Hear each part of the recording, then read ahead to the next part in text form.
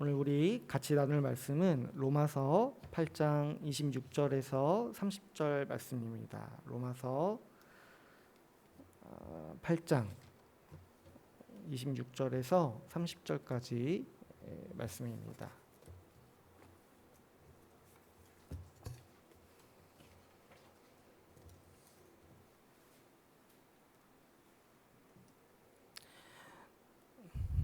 네, 로마서 8장 26절에서 30절까지 말씀 우리 같이 함께 봉독하시겠습니다. 이와 같이 성령도 우리의 연약함을 도우시나니 우리는 마땅히 기도할 바를 알지 못하나 오직 성령이 말할 수 없는 탄식으로 우리를 위하여 친히 간구하시느니라. 마음을 살피시는 이가 성령의 생각을 아시나니 이는 성령이 하나님의 뜻대로 성도를 위하여 간구하심이니라.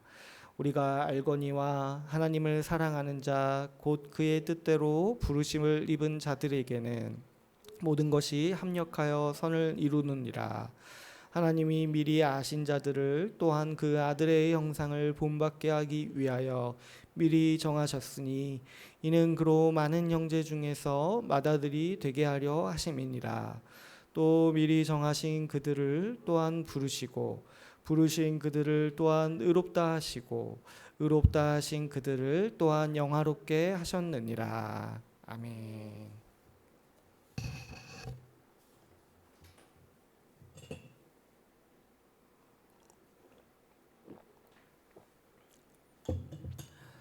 네, 오늘 우리 로마서 8장 말씀을 통해서 하나님의 말씀을 함께 나누겠습니다. 우리가 지난 시간에 우리 신자가 가지는 소망이 무엇인지 같이 함께 살펴봤어요. 지금 이 시기, 이 세계가 어떤 상황에 있는지 우리가 이해해야 된다고 했죠. 우리 지금은 이 죄와 사망의 지배가 이 세상을 사로잡고 있어서 그 가운데 있는 모두가 고난 가운데 있다고 했어요. 그래서 지금 이 세계는 이 피조 세계, 이 자연뿐만 아니라 그 가운데 속한 모든 사람들이 이 죄와 사망의 지배 아래서 신음하고 있는 시대라는 거죠. 그래서 우리가 이해해야 될 거는 지금 이 시대를 살아가는 누구나 다 고난과 고통을 겪고 있다라는 거예요. 그런데 이제 그러므로 우리에게 소망의 문제가 중요한 거죠. 누구나 다 고난과 고통을 겪고 있으니까 누구나 생각하는 게 뭐냐면 어떻게 하면 이 고난을 피할 수 있을까? 누구나 고민하는 게 어떻게 하면은 내 지금 있는 고통을 피하고 또 미래에 오리라고 예상되는 그 고난에서 벗어날 수 있을까? 이런 것들을 고민한다고 했죠. 그래서 누구든지 이 지금 현재의 고난을 참고 견디기 위해서 이 견딜 만한 소망이 필요하다고 했어요. 그래서 이 소망이 있어야지만 지금 이 죄와 사망의 지배 아래서 오는 이 고통과 고난을 견디는 거죠.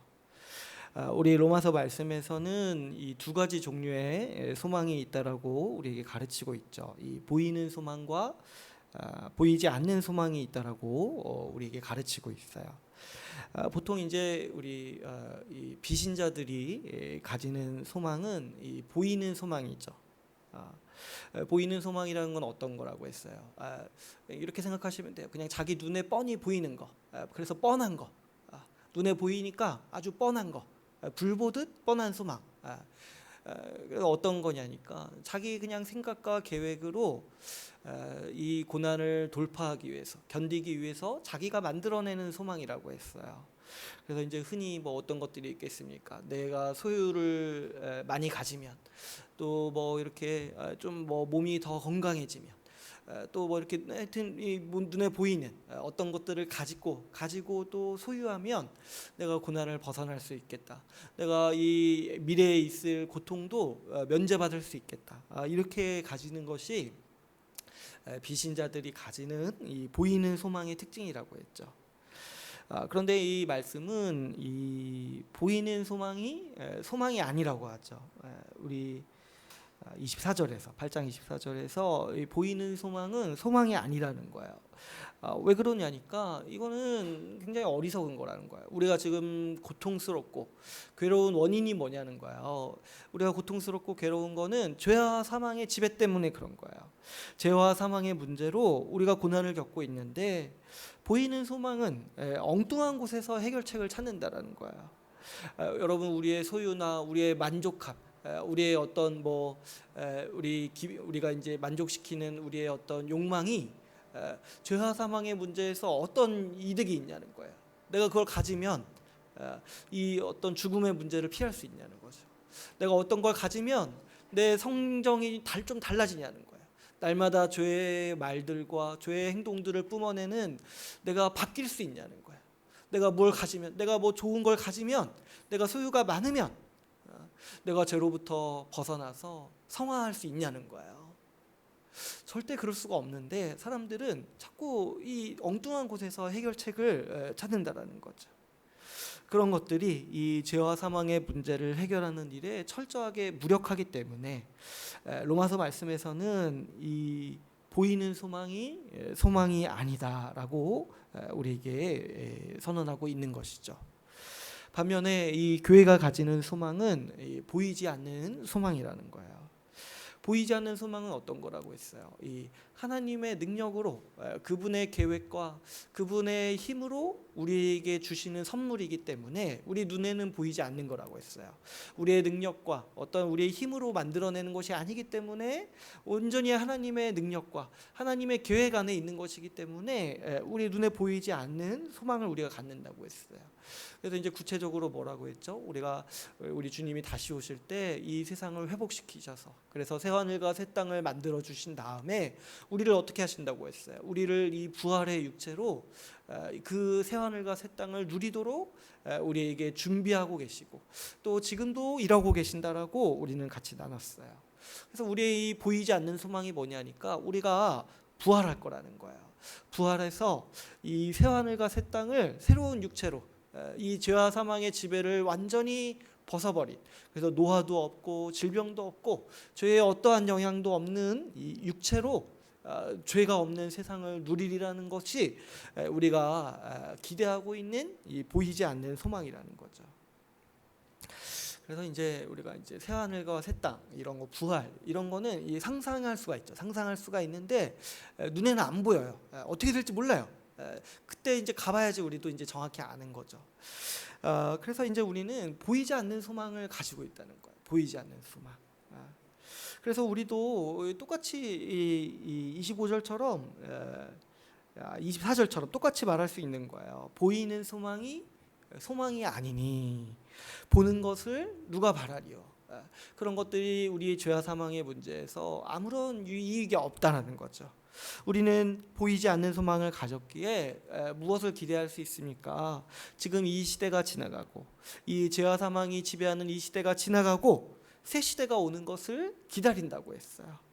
그래서 우리는 이 보이지 않는 이 초월적인 소망이 있기 때문에 이 현재의 고난을 참을 수가 있다는 거죠. 또 무엇보다 우리 인생을 낭비하지 않을 수가 있어요. 이 보이는 소망, 그 죽으면 다 끝나는 그것들, 그런 것들에 인생을 낭비하지 않을 수 있어요. 그래서 우리는 이 보이지 않는 소망이 있기 때문에 좀 더 우리 삶을 효율적으로 살아갈 수 있는 거죠. 보이는 소망을 따라 사는 사람들은 아주 이제 그게 자기 계획이고 자기의 어떤 이 계획이고 또 미래잖아요. 그러니까 자기가 어떻게 힘으로 자기 능력과 계획과 힘으로 어떻게든 그걸 이루려고 그것을 위해서 열심히 살겠죠. 바꿔 말하면 이 육신에 속해서 자기를 위해 열심히 자기를 위해서 살아가겠죠. 반면에 이 보이지 않는 소망을 따라 사는 사람은 그 자신의 소망을 위해서 뭔가 할 수 있는 게 없어요. 할 필요가 없죠. 왜 그러냐니까 그건 하나님이 우리에게 주시는 선물이에요. 우리가 열심히 노력해서 새 하늘과 새 땅을 얻는 게 아니라는 거죠. 하나님이 우리에게 주시기로 약속한 선물이라는 거죠. 그래서 이제 이 보이지 않는 소망을 따라 사는 사람들에게 요구되는 태도가 뭐라고 했어요? 25절에서 말하는 것처럼 참음으로 기다리는 거라고 했죠. 하나님께서 주실 때까지, 예수 그리스도께서 다시 오실 때까지 우리가 기다리는 거. 우리가 이제 소망에 대한 우리의 태도는 참음으로 기다리는 거예요. 그런데 이 말씀은 아무것도 하지 말라는 말씀이 아니라고 했죠. 우리는 참고 기다려야 돼요. 바꿔 말하면 인내하고 소망해야 돼요. 고난을 인내하고 고난 중에서도 소망해야 돼요. 말씀이 지금 이렇게 권면하는 이유는 우리가 쉽게 예상할 수 있죠. 우리는 고난 중에 쉽게 고난의 소망을 포기하는 연약함이 있다라는 거예요. 멀쩡하던 사람도 고난을 만나면 신자의 영광을 잃어버릴 때가 종종 있다라는 거예요. 고난을 인내하지 않고 죄를 짓거나 또 때로는 믿음을 버리죠. 혹은 소망을 버리고 체념한 채로 냉담하게 살아가는 사람들도 종종 있는 거죠. 마치 소망이 없는 자처럼, 마치 주님이 다시 오지 않을 것처럼, 마치 내세가 없는 것처럼, 마치 부활하지 않을 것처럼 신자도 어리석게 살아갈 수가 있다라는 거예요. 또 한편으로는 어때요? 이 보이지 않는 소망을 포기하고 보이는 소망에 신자도 매몰되어가지고 그냥 그 신자나 비신자나 미래에 바라는 게 똑같아. 미래에 소망하는 게 똑같아. 그 보이는 소망에 매몰되어가지고 아주 그냥 그 소망도 그 비신자처럼 가지고 살아갈 수 있는 위험이 우리 신자에게도 있다라는 거죠. 여러분, 우리가 분명히 알 것은 이런 모습은 이 비신자들의 태도예요. 비신자들은 이 세상이 전부이기 때문에 소망 없이 체념하면서 살거나 때로는 이 보이는 소망의 위안을 받으면서 살아가죠. 그러나 우리는 다른 사람들이에요. 우리는 신자는 고난 중에서도 인내하고 고난 중에서도 이 소망하는 사람이라는 거예요. 특별히 오늘 우리가 읽은 이 26절에서 30절까지 말씀은 우리가 고난 중에서도 인내하고 또 이 소망을 포기하지 않고 이 보이지 않는 소망을 끝까지 소망할 수 있도록 기다릴 수 있도록 하나님이 도우신다라고 우리에게 가르치고 있어요. 특별히 오늘 말씀은 이 두 가지 면에서 우리를 도우신다라고 우리를 가르치고 있습니다. 26절을 보시면은 첫 번째로는 성령이 우리의 연약함을 도우신다라고 우리에게 말씀하고 있죠. 고난 중에요, 우리의 연약함이 드러나죠. 그런데 그 연약함이 무엇이냐니까 26절을 보면은 뭐라고 얘기하고 있어요? 우리가 마땅히 기도할 바를 알지 못한다는 거예요. 마땅히 기도할 바를 알지 못한다는 건 뭐겠습니까? 우리가 마땅히 소망해야 할 바를 소망하지 않는다라는 거예요. 그래서 무엇을 목적으로 살아가야 할지, 무엇을 위해서 내 인생을 투자해야 될지 어리석게도 모르고 그냥 비신자처럼 인생을 낭비하고 살아가기 쉽다라는 거죠. 고난 중에 우리는 은연 중에 우리는 자주 잊어버려요. 우리가 왜 구원받았는지, 우리가 왜 살아가는지, 우리의 소망이 무엇인지 우리가 종종 잊어버린다는 거예요. 그게 우리의 연약함이고 우리가 마땅히 기도할 바를 알지 못하는 우리의 어리석은 상태라는 거예요. 무엇을 소망으로 삼고 무엇에 힘을 얻고 어떤 소망의 위로를 얻고 살아가야 할지를 모른다는 거예요.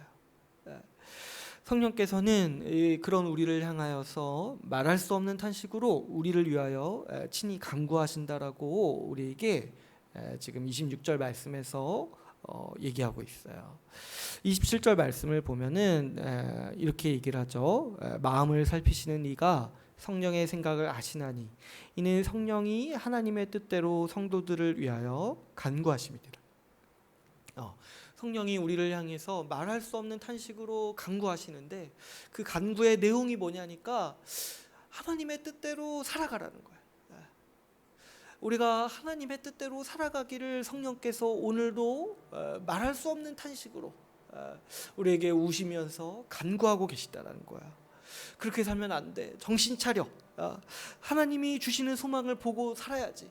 하나님이 무엇을 약속하셨는지 봐. 복음의 내용을 다시 한번 봐. 이렇게 우리를 향해서 우리의 가슴을 치고 우리를 향해 말씀하고 계시다라는 거야. 우리가 하나님의 뜻대로 살아가지 않을 때, 마치 소망이 없는 자처럼, 또 때로는 보이는 소망에 매몰되어서 살아갈 때 주님께서, 성령께서 우리의 가슴을 치면서 탄식하신다는 거야. 그렇게 살면 안 돼.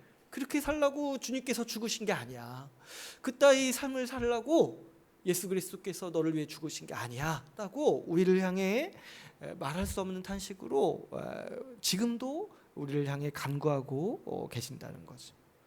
신자는요, 이 성령의 말할 수 없는 탄식을 듣는 사람이에요. 제가 이제 지난주에 말씀드렸다시피 신자가요, 잠깐 어리석을 수 있어요. 그리고 잠깐 좀 주저앉고 잠깐 조금 이상할 수 있어요. 그런데 신자가 계속해서 어리석다는 거, 계속해서 소망 없는 자처럼 살아간다는 건 있을 수 없어요. 왜 그렇습니까? 성령이 날마다 울고 계시는데, 성령이 말할 수 없는 탄식으로 우리 가슴을 치시는데 어떻게 계속 그러냐는 거야. 어떻게? 신자는 잠깐 어리석을 수 있어도 이 성령의 말할 수 없는 탄식을 듣고 돌이키는 사람이라고 제가 이제 우리 지난 시간에 같이 나누었죠. 그렇다면 여러분, 우리가 어떻게 이 성령의 말할 수 없는 탄식을 듣습니까? 어떻게 이렇게 자다가 누구 우는 소리 들으신 적 있으세요? 아기 키우는 집은 뭐 많이 들으시겠지만 성령의 그 흐느끼는 좀 무섭네 이렇게 말하니까. 이제 그런 걸 말하는 게 아니에요. 지금 그런 걸 말하는 게 아니라 여러분, 성령의 말할 수 없는 탄식, 이 우리를 향한 성령의 음성은요, 대부분이 교회를 통해서 나타나요. 교회를 통해서 성령께서는요, 우리를 교회로 부르시고 교회를 통해 하나님의 말씀과 뜻을 배우기를 원하세요. 그래서 성령께서 그분의 음성을 주신다라는 거는 우리 뭐 이렇게 마음의 소리를 듣는다거나 그런 거라는 거는 관련이 많이 없어요. 성령의 말씀은 대부분이 교회를 통해서 우리에게 전달돼요. 특별히 주일 설교가 중요하죠. 하나님은 설교를 통해 말씀하십니다. 설교를 통해 우리 마음을 감화하시고, 설교를 통해 우리 마음에 우리 영혼에 힘을 주시는 거죠. 거기에 있어서 이 설교자의 능력이나 영역은 성령의 일하심에 비해서 굉장히 작은 영역이에요. 정말 이 성령께서 일하실 때 아무리 형편없는 설교자의 말이라 할지라도 성령께서는 그 말을 하나님의 말씀으로써 우리에게 오게 하시는 거죠. 그래서 우리가 아무리 이 작은 설교자의 말을 들을지라도 성령은 그것을 하나님의 말씀으로써 우리에게 전달시켜 주시는 거죠. 여기에 이제 모든 설교자의 소망이 있는 거죠. 사실 말하는 자나 듣는 자나 별 차이 없는 사람이에요. 그런데 하나님께서요, 그분의 뜻을, 그분의 가르침을 전달하는 방법으로 어떤 방법을 택하셨냐니까 사람의 말을 통해 듣게 하시는 거예요. 사람의 말을 통해. 하나님께서는 구약에서부터 신약까지 계속 이 방법을 사용하셨어요. 사람을 통해서 듣게 하시는 거. 근데 그 세우는 사람이 그렇게 막 대단한 사람은 사실 아니에요. 그런데 그 사람을 통해서 하나님은 말씀을 전달하기로, 성령의 음성을 전달하시기로 작정하셨다는 거죠. 그래서 우리 주일 설교를 듣고 성령의 음성을 듣는 것이 우리가 살아가는 방식이고, 우리가 살아가는 하나님의 말씀을 듣는 방식이라는 거죠. 그 일을 왜 그렇게 하셨냐니까 하나님이 그렇게 하셨다라는 거예요. 어떤 분은 내가 스스로 주님의 음성을 듣는다 말할 수 있을지 모르겠어요. 뭐 그럴 수 있다고 생각해요. 근데 이제 구약에서도 보면은 이런 문제가 한 번 있었던 적이 있었는데, 모세가 하나님의 말씀을 이렇게 대언하니까 그 모세 주변에 있던 사람들이 불만을 가진 거예요. 너만 왜 하나님의 대언자냐? 나도 하나님의 말씀을 듣는 자다. 그랬더니 하나님이 나타나셔서 어떻게 얘기하셨어요? 너희 다 입 닫아라. 내가 모세를 통해서 너희에게 전달하기로 내가 정했는데 왜 쓸데없이 나서냐 해서 그 사람들 다 문둥병에 걸렸나? 그래가지고 하나님이 치셨죠. 그러니까 주님이 택하신 방법이라는 거예요. 그게 우리 각 사람에게도 물론 하나님의 어떤 뜻을 전달하실 때도 있지만 아주 하나님의 어떤 주요한 뜻, 하나님의 말씀은 하나님이 세우신 설교자를 통해서 이 전하기로 하나님은 택하셨고 그 방법으로 오늘날도 하나님은 일하고 계신다라는 거죠. 그래서 여러분 우리는 가장 먼저는 주일 설교를 잘 들어야 돼요. 주일 설교가 하나님이 우리에게 말씀하시는 주요한 통로라는 것을 우리가 인식해야 되죠. 주일 설교를 잘 안 들으면서 내가 교회 다닌다, 또 신앙생활한다, 신자다 이런 생각을 사실은 할 수가 없어요. 여러분 제가 신자는 성령의 인도를 받는 사람이라고 했죠.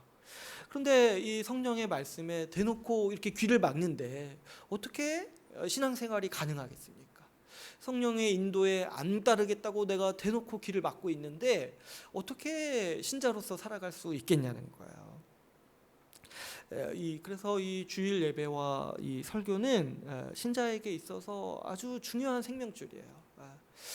이 주일 예배가 회복되지 않고 주일 예배가 제대로 이루어지지 않는다라면 사실 우리는 신자로서는 굉장히 비참하게 살아갈 수밖에 없어요. 저도 그랬어요. 저도 여러분 이제 성경을 공부하니까 일주일 내내 하나님 말씀을 공부하잖아요.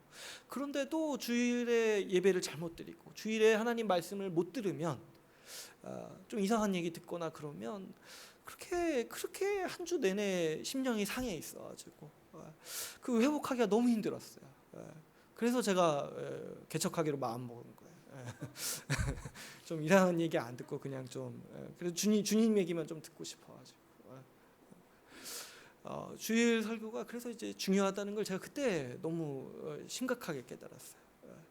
일주일 내내 말씀 공부하고 성경을 끼고 살아도 주일 예배 때 하나님 말씀을 듣고 살아가는 것이 우리 신자의 복이고 우리 신자의 낙인 거죠. 그래서 주일마다 하나님 말씀을 듣기를 고대하고 오늘 또 어떤 말씀을 주시고 우리 오늘 또 어떻게 내 영혼을 또 만져주실까 기대하면서 우리는 하나님의 말씀을 듣는 거죠. 그래서 이제 그냥 듣는 게 아니라 잘 들어야 돼요. 주일 말씀은 우리에게 있어서 일용할 양식이에요. 뭐 이렇게 한번 듣고 잊어버릴 수 있어요. 그런데 이제 적어도 그 한 주는 그 말씀을 기억하고 그 말씀을 가지고 살아가야 하는 것이죠. 그래서 이제 이 날마다 먹는 일용할 양식처럼 주일 설교의 말씀을 우리가 먹고 이해하고 살아야 돼요. 그걸 잘 소화시켜야 되는 거죠. 그래서 우리가 잘 듣고 잘 이해하도록 잘 정리를 해야 되는 거죠. 우리가 그래서 정리하면서 듣고 잘 이해하도록 하기 위해서 지금 우리가 여러 가지 방법을 쓰고 있는 거죠. 그래서 이제 우리 기도 모임 통해서 설교를 나누도록 하고 나누려면 어떻게 해야 돼요? 자기가 좀 정리를 해와야 되죠. 근데 이제 뭐 자기가 정리를 잘 못해도 상관없어요. 자기가 스스로 정리하는 게 중요해요. 그래야지 좀 자기한테 체득이 되는 거고 남이 와서 얘기해 주는 거는 좀 한계가 있어요. 자기가 먼저 습득을 해야 돼요. 자기가 먼저 습득을 하고 자기가 잘 정리해야 돼요.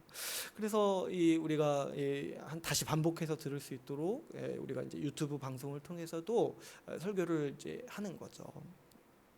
제가 사실 이런 얘기하는 게 좀 마음에 내키지 않았어요. 왜냐하면 이제 저는 이제 잘못 생각했던 것 중에 하나가 이제 설교를 제가 하니까 내가 하는 설교를 좀 잘 들어라 이렇게 말하는 게 저는 좀 약간 힘들어요. 왜냐면 제가 잘한다고 생각을 거의 안 하니까 그게 되게 이제 멋쩍였는데 제가 이제 요즘에 소망을 두고 사는 게 뭐냐니까 하나님이 제가 지금 잘하고 못하고에 따라서 역사하시는 분이 아니라는 거예요. 우리 하나님께서 우리 교회를 보시는 거잖아요. 우리 교회를 살리시기 위해서 그냥 저 같은 사람 좀 못하더라도 주님이 어쩔 수 없이 사람이 없으니까 그냥 세우신 거예요. 그래서 이제 제가 아무리 못해도 우리 주님 성령께서 역사하시고 그게 더 크다라는 이제 소망이 들으니까 이제 저도 이 자리 쓰는 거고 제가 여러분들한테 잘 들어라 좀 잘 들어라 이런 얘기도 할 수 있는 거예요. 제가 만약 제 얘기를 하고 제가 하고 싶은 얘기를 한다고 한다면 이런 얘기 제가 낯가려워서 못 하겠어요. 잘 들어라. 근데 이게 이제 하나님께서 이렇게 그분의 뜻을 전달하시기로 작정하신 거잖아요. 그리고 제가 거기에 그냥 중개자로서 쓰는 거잖아요. 그러니까 제가 담대하게 말할 수 있는 건 뭐냐면 하나님이 말씀하신다는 거예요. 하나님께서 지금 이 자리에서 저같이 부족한 자를 통해서 여러분들에게 성령의 말할 수 없는 탄식을 말씀하신다는 거예요. 그래서 이걸 잘 들어야지 우리가 성령을 괴롭게 하지 않을 수 있죠. 우리 안에 있는 성령을 근심하지 않게 할 수 있다는 거죠. 그래서 우리가 주일 설교를 잘 듣고 집중해서 잘 듣고 내가 좀 잘 이해가 안 가더라도 좀 정리하는 습관을 가지면서 주의 깊게 듣는 것이 우리에게 굉장히 필요한 태도라는 거죠. 또 우리가 이 성령의 말할 수 없는 탄식을 생각해 볼 때 저도 이제 이 오랫동안 고민해 보면 이 성령의 말할 수 없는 탄식은 가장 먼저는 이 설교자의 말씀을 통해서 나타나요. 그래서 이제 우리가 설교자의 말씀을 들을 때 그냥 평소 같으면 그냥 지나칠 수 있는 말인데도 마음에 찔림이 오고 그래서 뭔가 또 희망이 있고 소망이 있고 힘을 얻고 이런 것들이 어떤 설교자의 역량이 아니라 성령께서 그 말씀을 사용해서 우리에게 역사하신다는 거죠. 근데 이 성령의 말할 수 없는 탄식은 또 어디에 있냐니까 이 교회 지체들의 탄식으로 나타나는 거예요. 이 교회의 한 몸을 이루시는 성령께서는 반드시 어떤 일을 하시냐니까 이 지체를 위해 기도하도록 하시는 사역들을 하시는 거예요. 오늘 이제 본문 말씀에서 이 성령께서 탄식하신다고 했는데 이 성령의 탄식은 사실 우리가 들을 수도 없고 눈에 보이지도 않죠. 그런데 우리에게 눈에 보이고 들리도록 분명하게 보여 나타나는 일이 뭐냐니까 교회 지체의 기도요, 교회 지체들이 나를 향한 탄식이라는 거예요. 여러분, 우리가 교회로 함께 신실하게 살다 보면 그런 것들이 눈에 들어올 때가 있어요. 어떤 사람이 뜻대로 하나님 뜻대로 살아가지 않으려고 하는 게 눈에 들어올 때가 있어요. 그러니까 우리가 아주 교회로 끈끈하게 아주 우리 삶을 공유하면서 살아갈 때 그런 것들이 눈에 들어오는 거죠. 이런 거는 좀 하나님 뜻이 아닌 것 같은데, 이런 건 좀 너무 보이는 소망에만 가지고 살아가는 것 같은데. 근데 이제 그렇게 이제 눈에 들어오는데, 근데 만약에 우리가 교회가 아니고 우리 가운데 성령이 없다라면 그런 거 그냥 대충 무시하고 넘어갈 수 있어요. 그냥 대충 무시하고 지나갈 수 있어요. 왜냐하면 어차피 다른 사람 인생이잖아요. 그렇게 살다가 끝나면 되는 거잖아요. 그런데 성령께서는 우리 가운데 그분의 탄식을 주시는 거예요. 지체를 향한 이 가슴 아픔, 지체를 향한 탄식을 우리에게 주시는 거죠. 그래서 지체를 위해 기도하지 않고서는 잠도 안 오고, 지체를 위해 기도하지 않고서는 날마다 어깨가 뭉치고, 밥을 먹다가도 생각나고 꿈에서도 생각나게 하시는 게 우리 성령의 사역이신 거죠. 성령이 있기 때문에 우리가 교회로 살다 보면 지체로 인해서 탄식하는 날이 많아지는 거죠. 그리고 이제 보통 이런 일들은 이 은밀한 기도로 끝날 때가 많습니다. 정작 그 당사자는 몰라요. 내가 이 사람 때문에 얼마나 울었는지, 내가 이 사람 때문에 얼마나 탄식했는지 정작 당사자는 몰라요. 그런데 하나님과 나는 알아요. 그래서 이런 것들이 언제 드러난다고요? 우리 마지막 때 이제 다 드러나는 거예요. 마지막 때는 주님 다시 오실 때는 당사자도 알게 돼요. 그 사람이 얼마나 나를 위해 탄식했는지, 나를 위해 얼마나 기도했는지 그 예수님 다시 오실 때는 이제 알게 되는 거죠. 근데 이제 대부분은 당사자도 모르게 그냥 지체의 탄식과 기도로 끝날 때가 많아요. 그런데 어떤 경우에는 이 말로 표현할 수 있는 기회가 생기고 또 기도 중에 말로 건면하겠다는 마음이 들 때가 있다라는 거죠. 그래서 말로써 건면하는 경우도 종종 있다라는 거예요. 그러므로 우리가 교회로 살아갈 때 때때로 우리는 이 지체들의 권면을 듣습니다.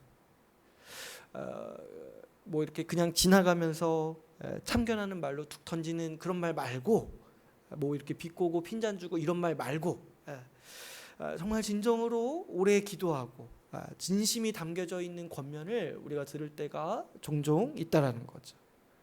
그런 말을 들을 때, 그 지체의 어떤 충고와 권면을 들을 때 찔림이 있고 때로는 이 거부 반응이 들 수가 있어요.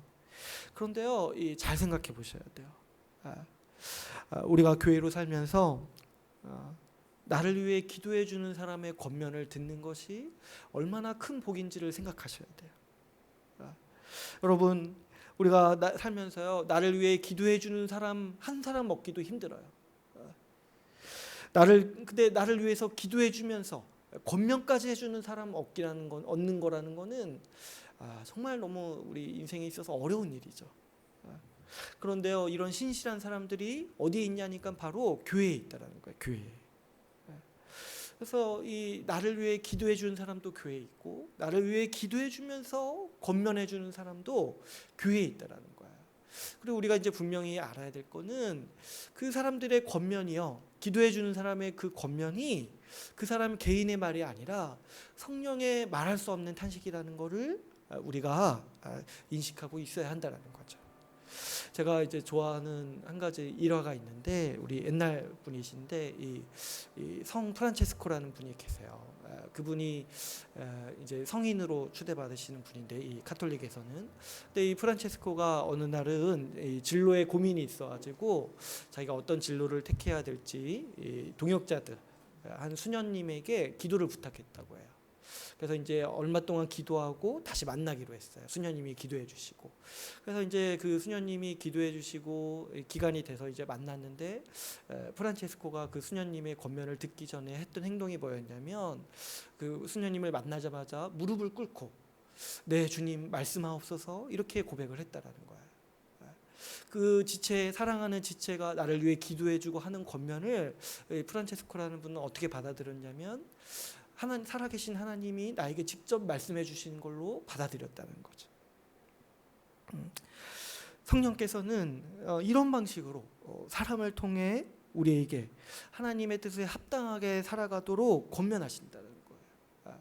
그래서 우리가 설교자를 통해서 말씀을 들을 때뿐만 아니라 정말 지체가 어렵게 와서 나에게 권면해 주는 그 모든 말들이 성령께서 나를 향해 가슴을 치시는 말할 수 없는 탄식이라는 것을 우리는 받아들여야 돼요. 내가 소망 없이 살지 않도록, 내가 하나님의 뜻에 합당하게 살아가도록 주님이 나를 향해서 정말 눈물을 흘리시면서까지 말씀하시는 그 권면이라는 것을 정말 듣고 거기서 돌이켜야 돼요. 거기서 돌이키지 않는다라면, 그 하나님의 말씀을 듣지 않는다라면 신자의 삶에 어떤 위로가 있겠습니까? 신자의 삶에 어떤 복이 있겠습니까? 어떻게 신자로서 소망을 가지고 살아갈 수 있겠습니까? 여러분, 우리가 하나님의 말씀이 우리에게 주어질 때, 또 지체들의 권면이 우리에게 주어질 때, 그때 기뻐함으로 우리가 순종하면서 살아가야 하는 거죠. 우리는 고난 중에 쉽게 길을 잃기도 하죠. 소망 없이 냉소적으로 살기도 하고, 때로는 아주 어리석게도 비신자처럼 보이는 소망에 매몰되어서 살아가기도 합니다. 그러나 이 성령의 말할 수 없는 탄식이 교회를 통해 나타나고 있어요. 성령께서 역사하시는 이 교회가 있어서 우리는 길을 잃지 않을 수 있는 것이죠. 또 오늘 말씀에서 이 두 번째로, 우리가 고난 중에서도 참고 소망할 수 있도록 하나님께서 도우시는 방법은, 하나님께서 우리 삶을 전적으로 계획하시고 정하시고 인도하신다라는 말씀이에요. 우리 28절을 한번 읽어볼까요? 28절 우리 같이 한번 읽어보겠습니다. 28절 같이 읽어볼게요. 시작. 우리가 알거니와 하나님을 사랑하는 자 곧 그의 뜻대로 부르심을 입은 자들에게는 모든 것이 합력하여 선을 이루느니라. 28절 말씀에서 보시면 하나님은 모든 것을 사용하신다고 하세요.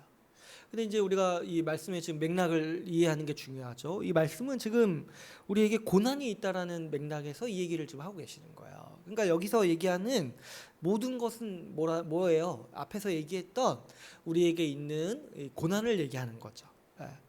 고난이나 고통은 우리가 보기에는 선이 아니죠. 좋은 게 아니죠. 우리가 고난이나 고통 중에 있을 때 종종 소망을 포기하는 이유는 고난이나 고통이 악하고 우리 인생을 망하게 한다라고 생각하기 때문이죠. 그런데 우리 하나님께서 우리에게 주시는 약속, 하나님께서 우리에게 주시는 확신이 뭐냐니까, 하나님은 우리 눈에 보이기에는 정말 그 악하고 정말 가망이 없어 보이는 그 어떤 고통이나 고난이나 할지라도 그 모든 것을 사용하셔서 우리에게 선이 되게 하신다라는 거예요. 우리가 아이고 망했네, 아이고 어떻게 하냐, 아이고 정말 힘들다, 그 얘기하는 그 고통들, 그 어려움들을 하나님은 그것들까지라도 그 모든 것을 사용하셔서 우리에게 선이 되도록 지금 하나님은 일하고 계시고 그렇게 이루실 거라고 하나님 말씀은 우리에게 가르치고 있는 것이죠. 그러므로 여러분, 우리는 고난을 만났을 때, 어떤 고통이 있을 때 그 고난 때문에 내 인생이 망한다거나 이제는 소망이 없다는 식의 태도를 버려야 하는 것이죠. 우리에겐 그런 게 없어요. 우리 인생을 망치는 고난이나 우리 인생을 망하게 하는 그 어떤 시련이 우리에게는 없어요. 왜냐하면 하나님이 분명히 약속하셨잖아요. 그런 거라 할지라도 그리고 잠깐은 좀 어려워 보이고 잠깐은 좀 나를 망하게 하는 것처럼 보일지라도 하나님은 결국에 그것을 선으로 사용하신다라고 하나님은 약속하셨잖아요. 우리 세상 사람들도 옛날 말에 그런 말이 있죠. 뭐 이렇게 새옹지마, 전화위복 이런 말들이 있잖아요. 그러니까 아무리 우리가 보기에는 어려운 일, 좀 이렇게 고통이라 할지라도 그게 나중에 바뀌어서 우리에게 좋은 일로 돌아올 수가 있다라는, 아주 옛날 사람들도 그런 것들을 생각하고 그런 말들을 만들어냈잖아요. 그러니까 여러분, 우리는 굉장히 그 상황을 파악하는 데 있어서 연약해요. 어떤 한 경험을 우리는 해석할 수 없어요. 어떤 좋은 것들이 우리에게 결국에 올무가 되어서 우리를 망하게 하기도 하고, 어떤 악한 일처럼 보이는 일이 우리에게 어떤 좋은 영향을 나중에 가지고 올 수도 있고, 이런 것들을 우리가 함부로 판단할 수가 없다라는 거예요. 그러니까 뭐 어떤 좋은 일이 있을 때, 어떤 나쁜 일이 있을 때 그거 가지고 뭐 이렇게 일희일비하지 할 필요도 없을 뿐더러 어떤 어려움이 올 때 아이고 내 인생 망했구나, 난 이제 끝났구나, 그런 식의 생각을 신자는 할 수가 없다라는 거죠. 하나님이 우리를 어떻게 인도하실지 아직 다 모르잖아요. 그런데 어떻게 내 인생의 짧은 그 시간에 그거 한번 경험해보고 내 인생이 끝났다, 난 여기서 끝이다, 이런 얘기를 그냥 할 수 있냐는 거예요. 우리 신자들은 이 28절 말씀을 기억하고 우리 삶의 어떤 국면, 우리 삶의 어떤 현상, 어떤 경험이라 할지라도 우리 삶의 결국에는 하나님이 그것을 선으로 만드신다는 말씀을 믿어야 하는 것이죠. 하나님께서 우리에게 주시는 약속은 어떤 상황에서든지 하나님은 우리에게 가장 좋은 것으로 주신다는 거예요. 하나님은 우리에게 가장 최고의 것으로 주신다라고 약속하셨어요. 그러므로 우리는 이 고난이나 고통 중에서도 하나님을 원망하지 않고 인내하면서 소망할 수 있는 거죠. 이런 말씀은 지금 이제 좋을 때 들으면 사실 안 다가올 수 있어요. 근데 이제 딱 어려움이 올 때 있잖아요. 어려움이 올 때 딱 이 말씀을 기억해야 돼. 딱 어려움이 와서 나 진짜 이거 어떻게 하지? 정말 이거 피할 수 없고, 이 어려움을 어떻게 견딜고 이 고민될 때, 그때 이 말씀을 딱 기억해야 하는 것이죠. 우리 눈에는 좋지 않아 보이고 힘들어 보이지만 사실 그래도 하나님 시각에서 보면은 하나님이 우리를 인도하시는 하나의 국면이고, 하나님이 우리에게 가장 좋은 것을 주시기 위해서 우리를 인도하시는 방법이라는 거죠. 그래서 우리는 우리의 좁은 시각으로 하나님의 섭리를 함부로 판단하지 않도록 조심해야 돼요. 뭐 이렇게 한번 어려움 겪는데 주님 왜 나 돕지 않으세요? 왜 주님 나와 함께 안 해주세요? 이런 식으로 함부로 우리는 말할 수가 없다라는 거예요. 지금 그 상황이 우리를 도우시는 하나님의 최선이라는 거예요. 주님은 절대로 우리를 포기하지 않으십니다. 우리 인생은 주님 손에 꽉 붙들려 있어요. 우리 삶에 일어나는 어떤 경험, 어떤 현상이라 할지라도 그 모든 것을 사용해서 우리 주님은 선을 이루신다라고 우리에게 분명히 약속하셨습니다. 특별히 우리 삶을 인도하시는 하나님의 의지를 표현할 때 하나님은 우리의 삶을 미리 정하셨다라고 말씀하십니다. 29절 말씀을 한번 볼까요? 29절도 우리 같이 한번 읽어볼게요. 29절 같이 읽어보겠습니다. 시작. 하나님이 미리 아신 자들을 또한 그 아들의 형상을 본받게 하기 위하여 미리 정하셨으니 이는 그로 많은 형제 중에서 맏아들이 되게 하려 하심이니라. 아멘. 지금 이제 29절 말씀에서 말씀하고 있는 건 뭐래요? 우리를 미리 아셨고 또 뭐예요? 미리 정하셨다라는 거예요. 미리 아신 자들을 미리 정하셨다라는 거예요. 근데 이제 이 말씀은 한 가지 이제 오해하기 쉬운 게 뭐냐면 하나님이 우리 인생의 모든 일을 다 미리 정해 놓으셨다 이런 식의 말씀이 아니라는 거예요. 어떤 운명론에 해당하는 말씀이 아니라는 거예요. 오히려 앞에 28절은 어떻게 얘기하고 있어요? 우리 삶에 어떤 일이든 일어날 수 있다. 그런데 하나님은 그 모든 일을 선으로 바꾸신다. 이렇게 얘기하고 있죠. 그러니까 하나님은 우리 가운데 뭘 정해놓을 우리가 어떤 직장을 갖고 어떤 누구를 만나고 어디로 이사를 가고 이런 걸 정해놓으신 게 아니라는 거예요. 그러니까 어떤 일이든지 우리 가운데 일어날 수 있어요. 그런데 하나님이 여기서 지금 미리 아시고 미리 정하셨다라는 건 무슨 얘기냐니까 여기서 정하셨다는 말씀은 우리의 구원을 계획하시고 그 계획이 실제로 실현되도록 정하셨다라는 거예요.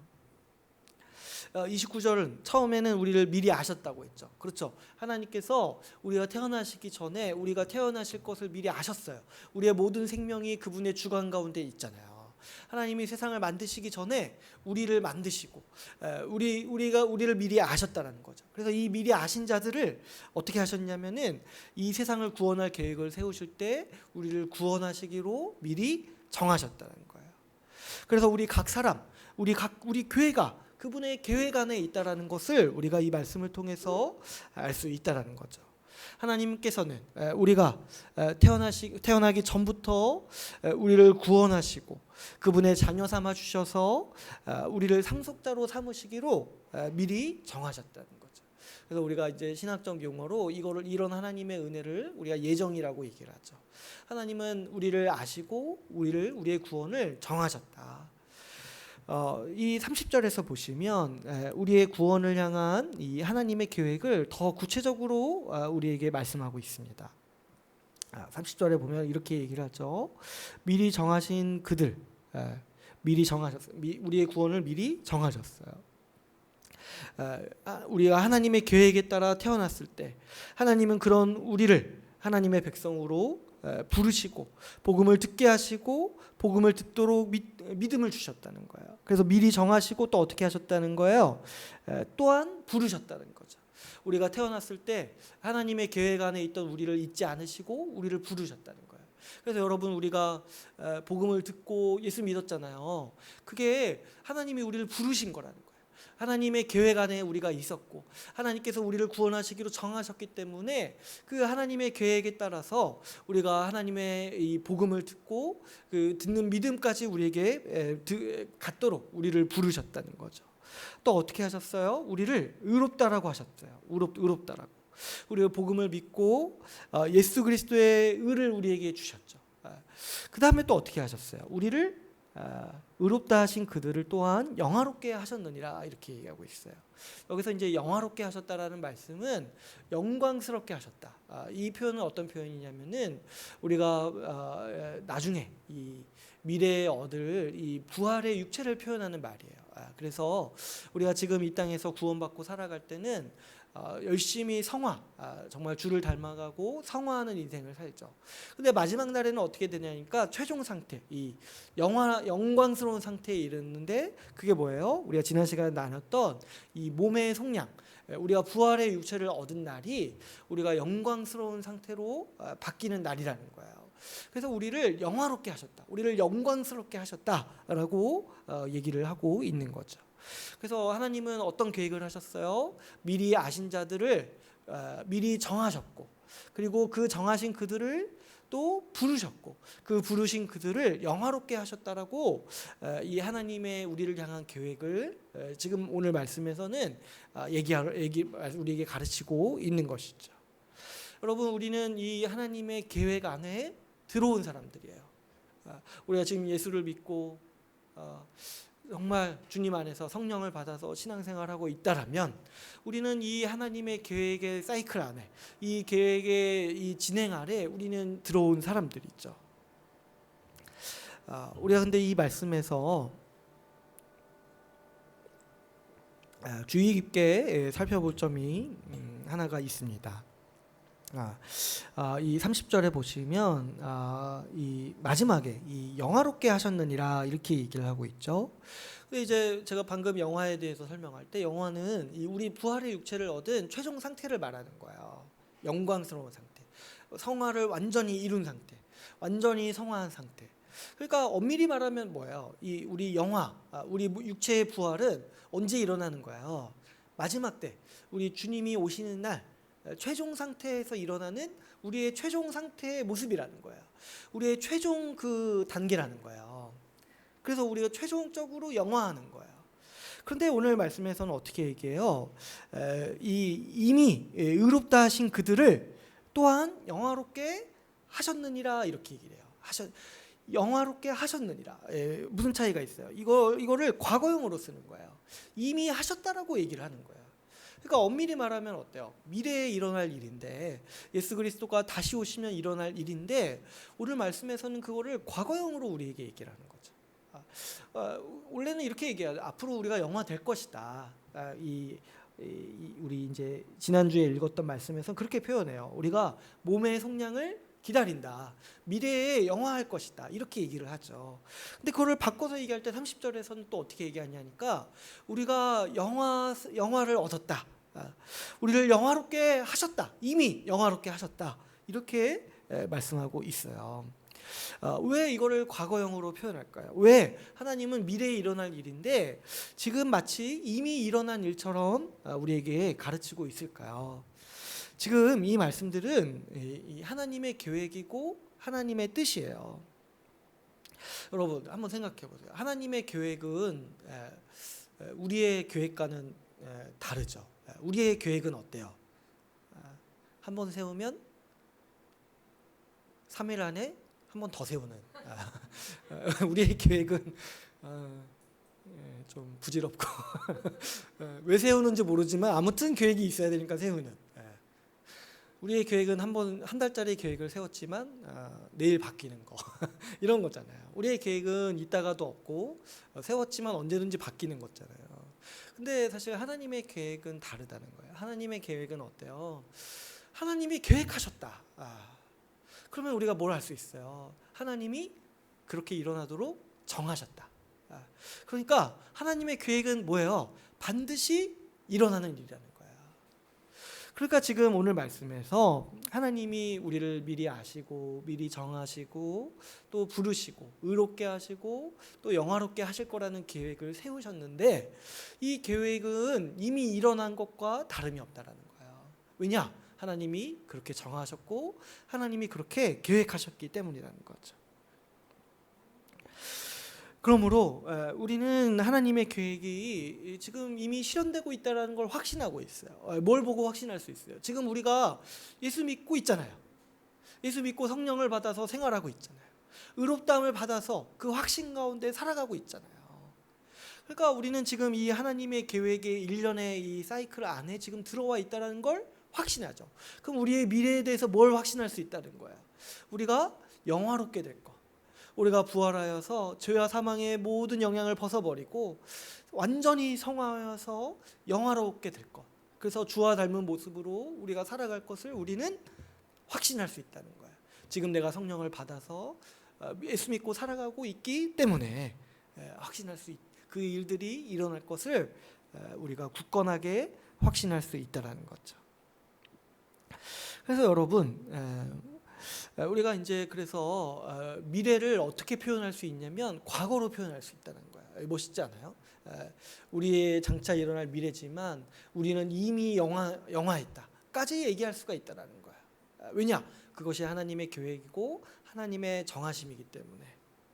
그래서 여러분, 우리가 이 말씀을 통해서 분명히 알 수 있는 거는 하나님은 우리 인생의 끝을 정하셨어요. 물론 그 사이에 어떤 일이 일어날지는 몰라요. 하나님이 그걸 정하신 건 아니에요.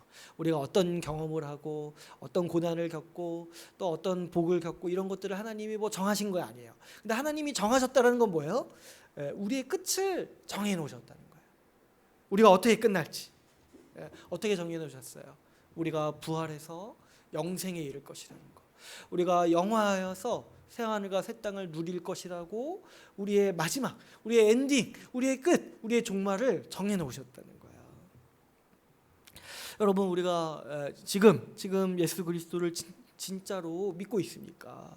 우리가 예수 그리스도를 믿어서 그분 안에 연합해 있습니까? 그렇다면은 우리는 우리의 마지막이 영광이라는 사실을 확신하면서 살아갈 수가 있다라는 거예요. 여러분 한번 생각해 보세요. 우리가 결론을 안다라면 어떻게 살아가겠는가? 우리 끝을 안다면, 물론 그 사이에 어떤 일이 벌어질지 몰라요. 그런데 끝을 안다라면 어떻게 살아가겠는가? 한번 생각해 보세요. 여러분 한번 그런 거 경험해 보신 적 있었어요? 결론을 이미 아는 영화인데 내가 막 가슴 졸이면서 보신 적 있으세요? 막 주인공이 죽을 위기에 처했는데 내가 그 결론을 알아. 결국엔 해피엔딩으로 끝날 거 알아. 근데 내가 그 주인공이 위기에 처한 거를 정말 가슴 졸이면서 보겠어요? 속으로 그렇지 않겠어요? 아이 저러면서 살 거면서 에이 뭐 이거 다 지나가는 건데 뭐 이렇게 살지 않겠어요? 여러분 우리 인생을 생각해 보세요. 우리 결론은 정해져 있어요. 우리 인생의 끝은 정해져 있어요. 그래서 여러분 우리 가운데 어떤 고난과 고통이 있을지라도 분명히 기억해야 될 것은 뭐냐면 그게 우리 인생의 끝이 아니라는 거예요. 그렇게 우리가 끝나지 않는다는 거예요. 하나님이 정해놓으신 미래가 따로 있어요. 우리가 어떤 고난과 고통을 겪을지라도 그거는 그냥 지나가는 거예요. 그거는 우리의 끝이 아니라는 거예요.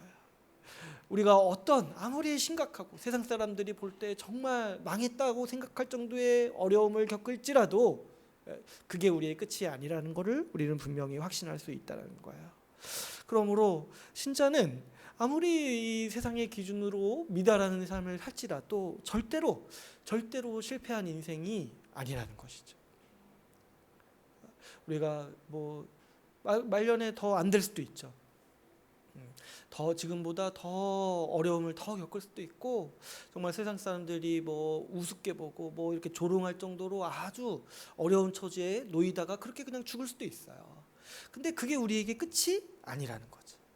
우리는 신자는 결론이 정해져 있어요. 근데 그 결론이 뭐냐니까 우리는 영광스러운 삶을 살 거라요. 영화에 도달할 거예요. 부활한 육체를 입고 새 하늘과 새 땅을 누릴 거예요. 그게 우리의 결말입니다. 그러므로 우리는 절대로 실패한 인생이 아니라는 거죠. 어떤 고난과 어떤 고통이 있을지라도 세상 사람들을 비해 아무리 뭔가 부족하고 뭔가 없어 보이고 또 주변 사람들에 비해 내가 아무리 미달하고 아무리 부족하고 아무리 이상해도 우리는 절대로 실패한 인생이 아니라 우리는 이미 어떤 자들이에요? 이미 영화한 자들. 그래서 세상의 언어로 바꿔 말하면 뭐예요? 이미 성공한 자들이라는 거예요. 우리는 이 결말을 알기 때문에 우리 가운데 일어나는 어떤 고난이나 고통이 있을지라도 조금 거리를 둘 수 있는 거예요. 이게 지나가는 거다. 이게 내 인생의 끝이 아니다. 이것 때문에 내가 망하지 않는다라고 우리는 굳게 확신할 수 있는 것이죠. 여러분 무엇보다 하나님께서 우리를 생각하시는 그 은혜를 한번 생각해 보세요. 하나님께서 우리를 생각하시고 우리를 위하시는 그 은혜의 스케일을 한번 생각해 보세요. 그 은혜의 크기를 한번 생각해 보세요. 우리 인생 기껏해야 몇십 년 사는 거잖아요. 그런데 하나님은 우리를 생각하실 때 창세 전에 우리를 생각하셨어요. 창세 전에 우리 존재를 아시고 우리를 구원하시기로 예정하셨어요. 그리고 우리가 태어났을 때 우리가 1900 하나님은 정말 얼마나 많은 세월을 기다리신 거예요. 우리가 태어났을 때 우리를 잊지 않으시고 우리 인생의 그 순간순간마다 우리를 부르셨어요. 우리에게 예수 그리스도 십자가 복음을 듣게 하시고 그 복음을 듣고 믿음을 가질 수 있도록 선물로 주시고 우리를 부르시고 그 부르시고 우리 인생 처음부터 끝까지를 내가 너희를 지키면서 살아가겠다라고 우리에게 약속의 말씀까지 주시는 거예요. 그러면서 우리에게 말씀하시는 게 뭐냐? 내가 너희에게 영생을 주겠다라고 말씀하시는 거예요. 내가 이것을 영원전에 계획하고 정하셨다. 이렇게 오늘 우리에게 말씀하고 있는 거예요. 그런데 우리가 겨우 그냥 몇십 년 살면서 몇십 년도 아니에요. 가만 보면 그냥 몇 년 조금 힘든 거 가지고 하나님 왜 나를 안 도와주세요? 하나님 왜 이렇게 힘들어요? 하나님 왜 이렇게 나는 고통밖에 없어요? 이렇게 자기 좁은 삶만 보다가 살아간다라면 그 너무 좁은 시야 아니겠습니까? 우리는 영원하신 하나님께서 영생을 주셨어요. 영원하신 하나님의 계획 안에 우리가 있습니다. 오히려 우리는 좀 그런 것들, 내 어떤 좁은 시야, 나만 보고 그냥 내 몇 년, 우리 사실 몇 년도 못 보죠. 우리는 그냥 내 몇 달만 보는 그 아주 좁은 시야를 좀 벗어버리고 이 하나님의 영광의 시각, 하나님께서 영생을 주시는 이 시각을 우리를 좀 찾아야 돼요. 특별히 우리를 향하신 하나님의 특별한 뜻이 있습니다. 29절 우리 아까 읽었지만 같이 한번 읽어볼게요. 우리 29절 같이 한번 읽어보겠습니다. 29절 읽어볼게요. 시작.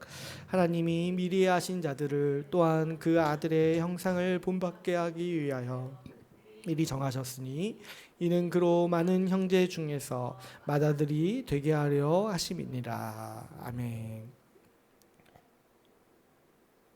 여러분, 우리의 결말이 정해져 있지만 우리 그러면 지금 살아가는 삶이 아무런 의미가 없냐? 그런 게 아니에요.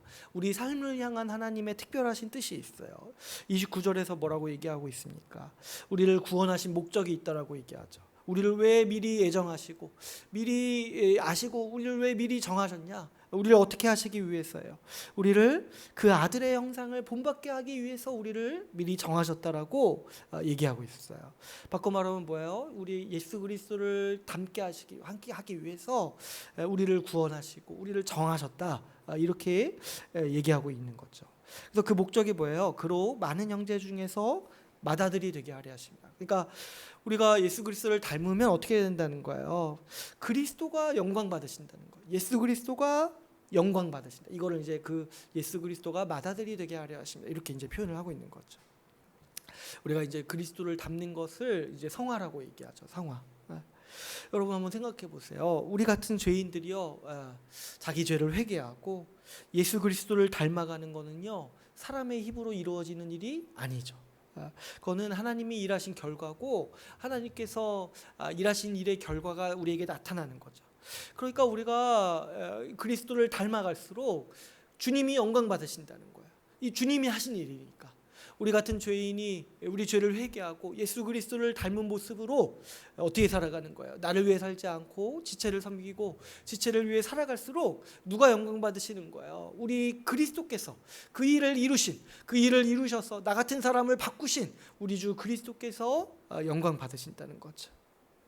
여러분, 우리 삶의 이 모습을 보건대 우리에게는 고난이 있고 없고보다 고난을 어떻게 하면 피할고 이런 종류의 어떤 고민보다 더 중요한 관심사가 우리에게 있는 거예요.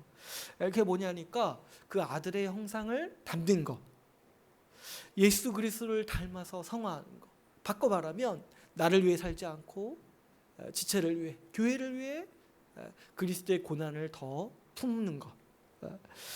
이것이 우리 고민이고 이것이 우리가 어떤 상황에서든지 신경 써야 하는 주제라는 거죠.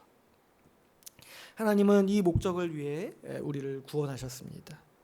하나님께서는 우리가 그리스도를 닮은 모습으로 성화하기 위해 우리의 모든 것을 협력하여 선을 이루게 하십니다. 그러니까 여기서 말하는 그 선이 뭐냐니까 우리를 성화하게 하셔서 예수 그리스도를 닮은 모습으로 우리를 빚어주신다는 거예요. 우리가 겪는 어떤 일도 그것을 다 사용하셔서 하나님은 우리를 성화하고 우리를 변화시키시는 일에 우리를 사용하신다는 거죠. 그러니까 저도 이제 예전에 이 말씀 묵상할 때 한 가지 좀 생각했던 게 하나님은 우리 고난을 피하고 고난을 면제받고 이런 것에 거의 관심이 없으세요. 하나님의 관심사는 이거예요. 이거. 우리가 어떤 상황에서든지 예수 그리스도를 닮아가는 것. 그렇죠. 하나님은 우리의 마지막을 정해놓으셨어요. 조금 어려워도 괜찮아. 나중에 영광을 얻잖아. 근데 지금 이 땅에서는 뭐예요? 그래도 이 땅에서 예수 그리스도를 닮기 위해 살아가야 돼. 하나님께서 우리를 향한 우리의 뜻의 관심사가 여기에 있다라는 거죠. 우리가 돈이 많아지고 돈이 적고 소유가 많아지고 소유가 줄어들고 이런 거에 하나님은 관심이 없으세요. 어떤 상황에서든지 어떤 경험을 경험하든지 간에 예수 그리스도를 닮은 모습으로 성화해 가는 것. 그걸 위해서 하나님은 우리를 구원하셨다는 거죠. 그러므로 여러분, 우리가 참음으로 부활할 것을 소망하면서 지금 애쓰는 건 뭐냐니까 그리스도를 닮은 모습으로 성장하는 일인 것이죠. 하나님은 그 일을 위해서 우리를 인도하십니다. 그러므로 우리가 이제 생각해야 되는 건 뭐냐면 우리 삶에 일어나는 어떤 경험, 어떤 상황이라 할지라도 뭐 하나님이 우리를 뭐 잠깐 한눈 팔아서 잠깐 그런 일들이 생기는 게 아니라 하나님께서 그 일을 통해서 내가 성화하라고 그리스도를 더 닮으라고 우리에게 주시는 상황이라는 것을 우리는 받아들여야 하는 거예요. 하나님은 졸지도 않으시고 우리를 절대 포기하지 않으신다고 했어요. 그러니까 우리 가운데 일어나는 어떤 상황이라 할지라도 다 하나님의 섭리 아래 있다는 것을 우린 기억해야 돼요. 하나님 왜 이러십니까? 하나님 왜 이렇게 나를 안 돌보십니까? 이런 얘기 할 필요 없어요. 하나님이 돌보신 결과가 지금 그거예요. 그걸로 그 상황으로 하나님은 우리가 성화하기를 원하시고 우리가 예수 그리스도를 닮은 모습으로 더 나아가기를 원하신다는 거죠. 우리 삶을 바라보시는 하나님의 시각으로 우리의 삶을 여러분 바라봅시다. 지금 고난을 피하고 미래의 안녕을 누리는 게 우리에게 있어서 중요한 문제가 아니에요. 우리의 결말이 영광인데 그 사이에 뭐 그렇게까지 뭐 이렇게 무슨 부귀영화를 얻겠다고 살아가겠습니까? 지금 우리는 어떤 상황 속에서도 그리스도를 닮아가도록 살아가야 합니다. 고난과 고통 속에서 어떻게 더 그리스도를 더 본받고 따라 살아가야 할지, 어떻게 하면 우리 주 그리스도의 고난을 더 끌어안을 수 있을지 더 고민하고 생각해야 하는 것이죠. 우리는 하나님의 계획 안에서 더 그리스도를 닮은 모습으로 성장해가는 사람들입니다. 특별히 여러분, 우리 삶에 이 성장이 없고 퇴보만 있다면, 아니면 너무 오랫동안 신앙이 정체되어 있다면 너무 일찍 자신의 구원과 믿음을 확신하면 안 되는 거예요. 성경이 증언하듯이 이 고난을 믿음으로 통과하지 않는 믿음은 가짜 믿음이에요. 그리고 또 뭐가 있냐면 자라지 않고 성장하지 않는 믿음도 진실되지 못한 믿음이에요. 우리 가운데 왕년의 신앙이 되게 많다고 했죠. 한때 믿었고 한때 믿었지만 지금은 좀 침체돼 있다. 근데 이제 성경에서 그렇게 말하는 사람들은 다 배교한 사람들이에요. 배교한 사람들. 성장하지 않으면은 배교하는 거예요. 그러니까 신앙이 더 자라가지 않으면 주님을 떠난 경우밖에 없는 거예요. 그렇지 않습니까? 우리 주님이 자기 안에 붙어 있기만 하면 열매를 맺는다라고 약속하셨는데, 자기 안에 붙어 있기만 하면 성령의 열매를 더 많이 맺는다라고 말씀하셨는데, 그래서 열매 맺는 가지마다 칭찬을 받지만 열매 맺지 않는 가지들은 다 하나님이 베어버리신다고 그렇게까지 말씀하셨는데, 내가 아무런 열매도 맺지 않고 그냥 제일 잘 믿었을 때가 저기 고등학교 때. 왜 그러냐니까 대학 가야 되니까. 그때 제일 열심히 기도하고 그 이후로는 계속 침체. 그러면은 사실 지금 이거 지금 30절 말씀 이거 읽을 때가 아니에요.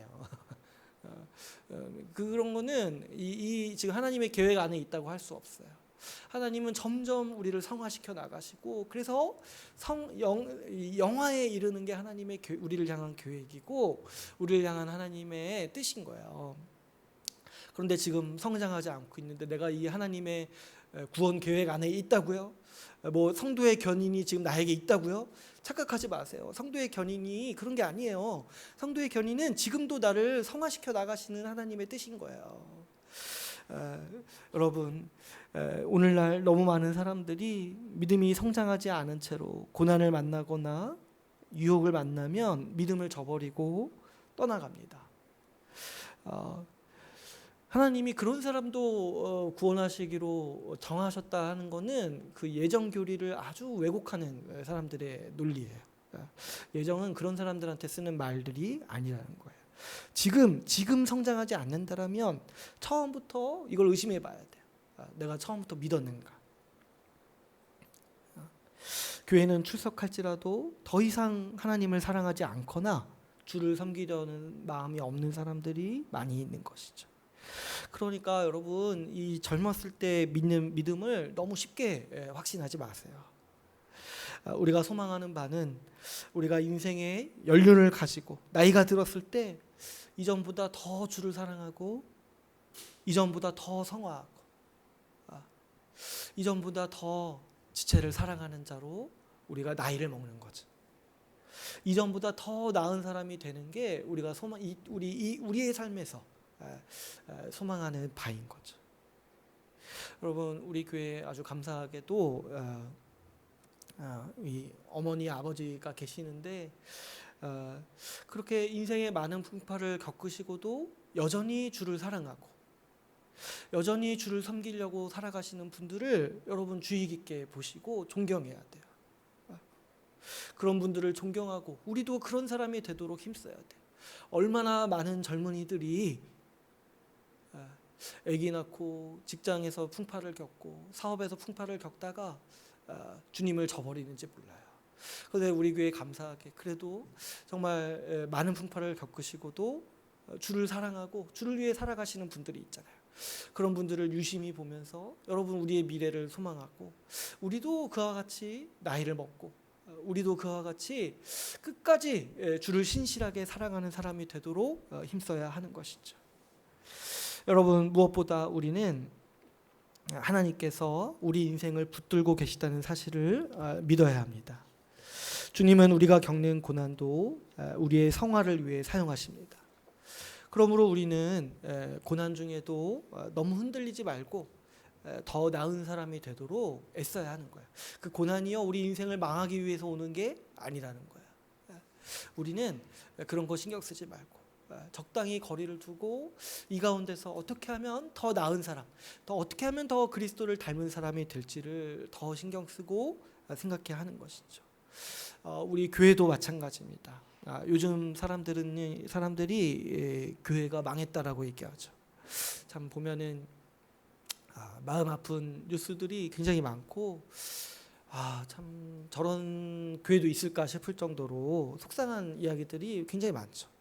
그래서 수많은 사람들이 교회를 걱정하고 또 수많은 사람들이 교회를 비난하고 또 뭐 욕하고 있어요. 그러나 우리가 우리 한국 교회의 아픔에 통감할지라도 너무 그렇게 이미 망한 것처럼 염려할 필요가 없어요. 저 보면은 어떤 분은 교회가 이미 망한 것처럼 아주 그냥 얘기를 하는데 근데 어려운 건 알겠는데 그래도 우리가 확신하는 게 뭐냐면 하나님은 이 교회의 영화를 결정하셨다는 거예요. 지금 아무리 세상 사람들이 보기에 비천해 보이고 지금 좀 뭔가 좀 너무 가슴 아픈 일들이 많지만은 그래도 하나님은 우리 교회를 한국 교회를 붙들고 계십니다. 우리 하나님은 교회의 영광을 미리 정하셨어요. 지금 이렇게 어려운 일이 있지만은 이걸 사용하셔서 하나님이 선으로 이루실 줄을 우리가 어떻게 압니까? 하나님이 이걸 통해서 우리 한국 교회를 또 갱신의 길로 이끄실지를 우리가 어떻게 압니까? 그리고 하나님이 어떻게 일하실지를 모르는데 어떻게 감히 한국 교회 망했다 이런 식의 얘기를 감히 할 수가 있겠습니까? 그러므로 우리는 교회에 대하여서 소망을 잃지 말아야 합니다. 사람들은 교회가 힘들다 하지만 우리는 이 교회를 향한 하나님의 계획을 믿고 살아갑시다. 우리는 이 영광스러운 교회를 소망하기에 지금 우리가 지금 우리가 더 나은 교회가 되기를 이 시기에 더 힘쓰기를 바랍니다. 이제 오늘 말씀을 맺겠습니다. 오늘 우리는 하나님께서 우리가 고난 중에서 소망할 수 있도록 도우시는 이 두 가지 방법을 살펴보았습니다. 주님은 성령이 말할 수 없는 탄식으로 우리를 도우십니다. 또 하나님은 우리의 영광을 미리 정해 놓으셨습니다. 그래서 이 모든 상황을 사용하셔서 우리를 성화하도록 우리를 인도하시는 것이죠. 그러므로 우리는 하나님께서 왜 우리를 돕지 않으시냐 이런 말을 할 수가 없는 것이죠. 아무리 큰 고난과 어려움이 있더라도 우리는 결코 망하지 않습니다. 주님은 우리의 영광을 정해 놓으셨어요. 우리에게 무엇보다 중요한 일은 어떤 상황 속에서도 예수 그리스도를 닮는 일에 지금 힘쓰는 일에 있습니다. 하나님께서 이러한 그분의 뜻으로 우리를 인도하십니다. 우리가 하나님의 뜻을 알고 모든 상황 가운데서 순종하는 교회가 됩시다. 그런 우리 교회가 우리가 소망을 가지고 살아갈 때 주님 앞에서 영광스러운 교회로 세워지기를 간절히 소망합니다. 오늘 말씀을 마치고 같이 기도하는 시간을 갖도록 하겠습니다.